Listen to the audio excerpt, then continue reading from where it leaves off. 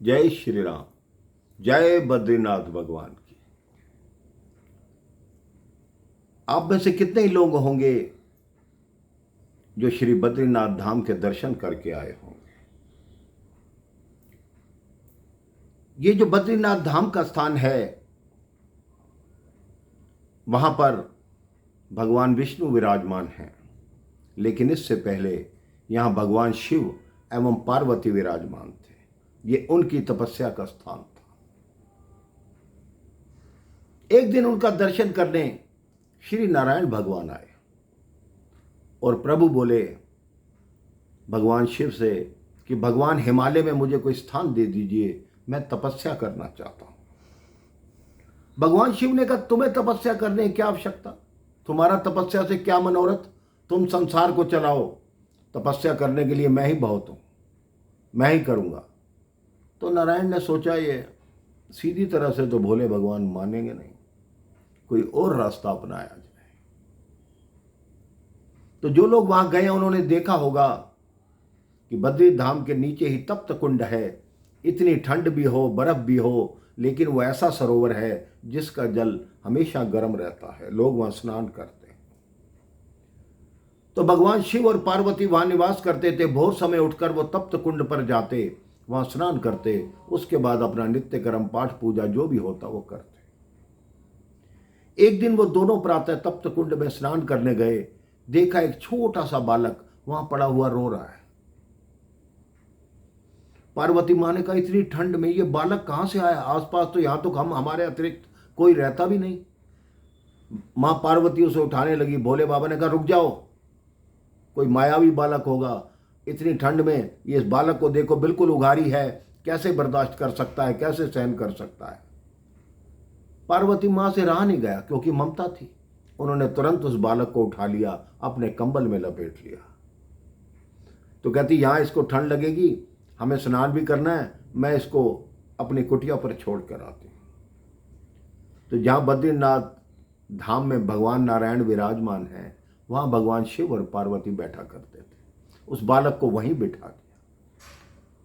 वो कहते ऐसे तो हम नहाने जाएंगे, ये रोएगा, मैं इसके लिए खिलौने भी नहीं है, हमारे पास तो कुछ नहीं। इधर उधर देखा, बेर का वृक्ष था, बेर को बद्री बोलते हैं, बद्रीवंत। उन्होंने बेर तोड़े बड़े बड़े और उस बालक के सामने रख दिए। बालक उस बेरों के साथ गेंद की तरह खेलने लगा। उन्होंने क्या किया, वो दोनों स्नान करने चले गए। स्नान करके वापस लौटे तो देखा उनके जो भवन था उसके कपाट बंद थे। कहते कपाट बंद किसने किए? भगवान शिव बोले मैंने तुम्हें कहा था कोई मायावी बालक है वो, तुम मेरी बात नहीं मानी। एक बालक हमारे कपाट कैसे बंद कर सकता है? खैर बड़ी मुश्किल से उन्होंने कपाट खोला तो सामने श्री नारायण तपस्या की मुद्रा में बैठे हुए तपस्या कर रहे थे। उन्होंने कहा मैंने तुम्हें कहा था तुम्हें तपस्या करने की आवश्यकता नहीं है, तुम तो स्वयं भगवान हो, सारी दुनिया तुम्हारी तपस्या करती है, तुम्हें तपस्या करने की क्या आवश्यकता? कहता मैं अपने लिए तपस्या नहीं कर रहा हूं भगवान, क्योंकि द्वापर, त्रेता और सतयुग में चाहे राक्षस थे, चाहे मानव थे, चाहे देवता थे, सब तपस्या करते थे। चाहे रावण हुआ, कंस हुआ, हिरण्याकश्यप हुआ, हिरण्याक्ष हुआ, जो भी थे सब तप करते थे। लेकिन तभी उनको कर्मों का फल मिलता था, क्योंकि कर्म की धर्मपत्नी का नाम ही तपस्या है। जब तक आप तपस्या नहीं करोगे, कर्म आपको फल नहीं देगा। तो नारायण भगवान ने कहा कलयुग में तपस्या करने का समय किसी के पास नहीं होगा, इसलिए उन प्राणियों के हित हैं, उनके निमित्त मैं तपस्या करूंगा।